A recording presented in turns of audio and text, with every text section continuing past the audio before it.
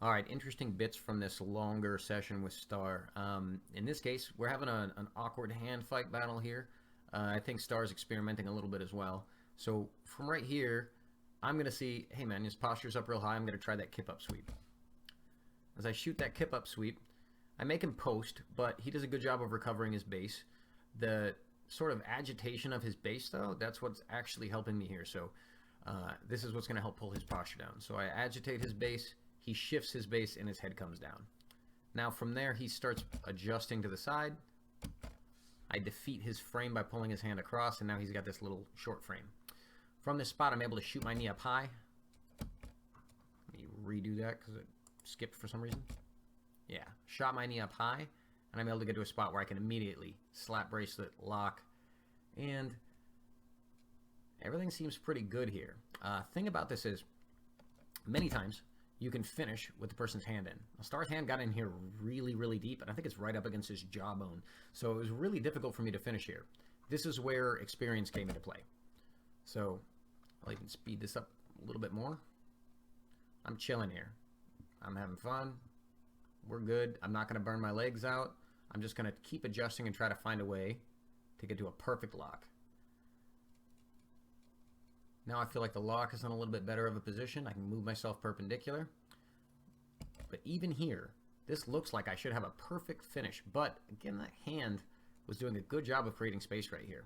So when I squeezed, I didn't squeeze 100%. I was not going to go crazy squeezing. So instead of burning my legs out here, I decided, all right, let's stop and let's analyze this position. This is not happening. It's not working. This hand is in the way. So what can I do instead? Well, this hand is in here reinforcing, trying to keep me from pulling this wrist out. So instead, I decided to make the same decision as last time. Here, I can't really pull that hand out. He's doing a good job of keeping it stuffed in there. Take your time. Do not burn your legs out, and then find the solution. So again, I was able to move to the top, and because I was on top, I was able to scoot that hip forward. But in this case, he actually created a frame. That's an interesting frame, too, with the kind of like X with his hands. So that's doing a decent job of controlling that space. That's why I wasn't able to go back to mount. That's why I wasn't able to get to the triangle or an arm lock. So that was an interesting defense by Star there. And we saw this transition in the instructional as well, which is losing the triangle choke and looking for the Darce. He did an interesting job of trying to capture my foot there too, but that didn't make much of a difference. So let's take another look at this. Star's defense here is actually quite interesting. So we get to the top. I have the triangle. I'm going to slow this down. I have the triangle, but his hand comes in, and he gets both hands in. This actually stops me from sliding my thigh into any sort of position where I can catch an armbar or a triangle. So right there, he's got that little like hand X guard. And from here, I'm just focusing on keeping basically my head over his head so I can keep myself on top of him so he can't hip escape out.